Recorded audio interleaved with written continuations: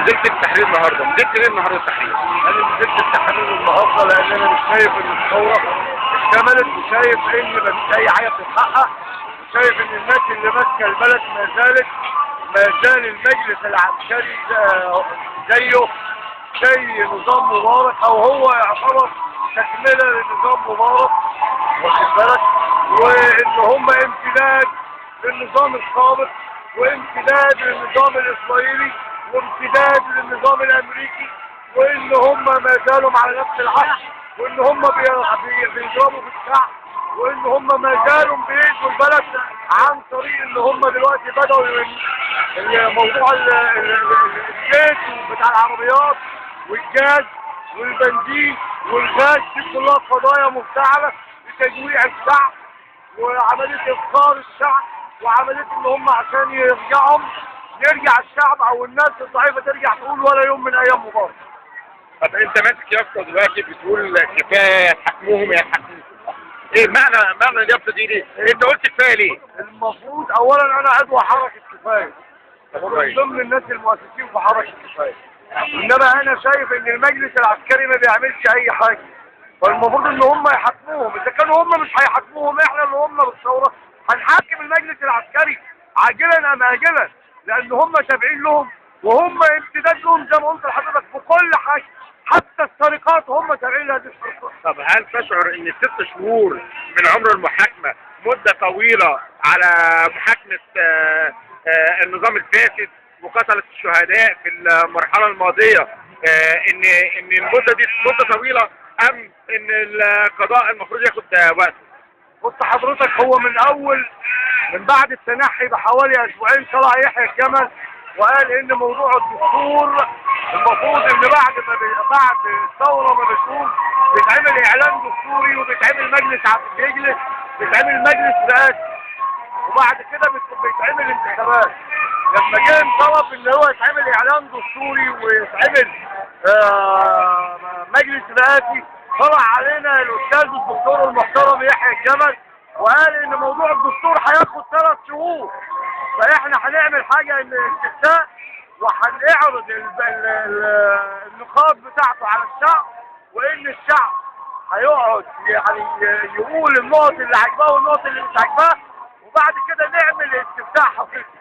هم راحوا واخديننا خبطه مره واحده في اسبوعين، فاحنا عرفنا ايه هي نص البنود.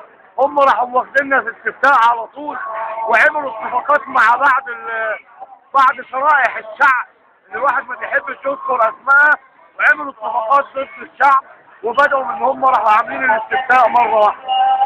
الاستفتاء لم ينتج عنه اي شيء، وان ال6 شهور دول كانوا كفيلين بان يتعمل مجلس رئاسي، وان يتعمل فيهم الدستور، ويتعمل فيهم انتخابات.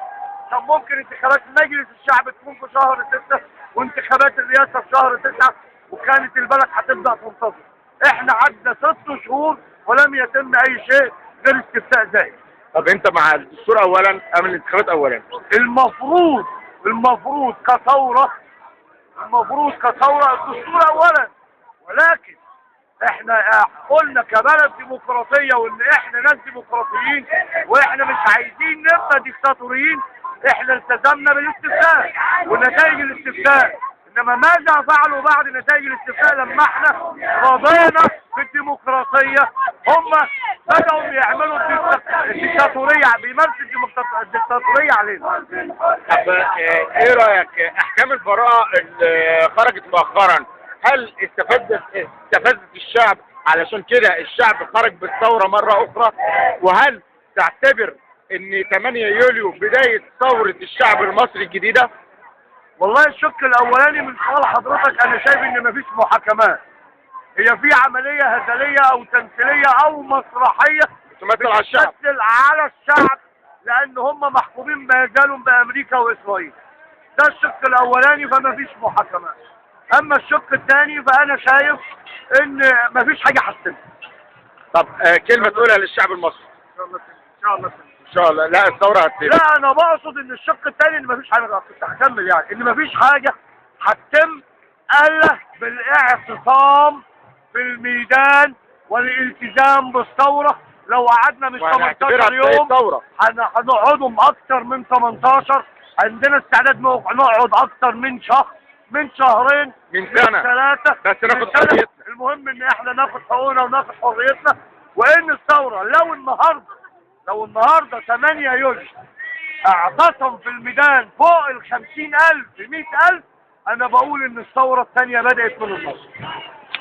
في كلمة عايز تقولها للشعب؟ والله انا اتمنى نداء للشعب المصري. انا اتمنى ان الشعب المصري كله يتوحد في الميدان على ال10 بنود اللي قامت عليهم الثورة، ايا كان الالتزام. او انا مثلا في بندين او 3 حاسس انهم ضدي، لكن في 7 أو 8 لمصلحة. طب ممكن تذكرهم بالبنود؟